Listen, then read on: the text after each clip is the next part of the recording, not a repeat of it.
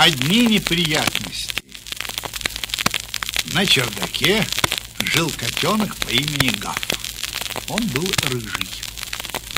Когда соседский кот узнал, что рыжего котенка зовут Гав, он почесал спинку от трубы соседского дома и сказал: я бы не советовал котенку с таким именем спускаться во двор. Во дворе котенка с таким именем ждут одни неприятности. Котенок Гав услышал и подумал: что это за неприятности? И зачем они меня ждут? Гав сейчас же спустился во двор и внимательно смотрел все закоулки.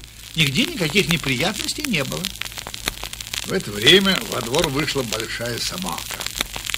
Она увидела Гава и подумала: вот идет рыжий котенок. Что-то раньше я его не замечала.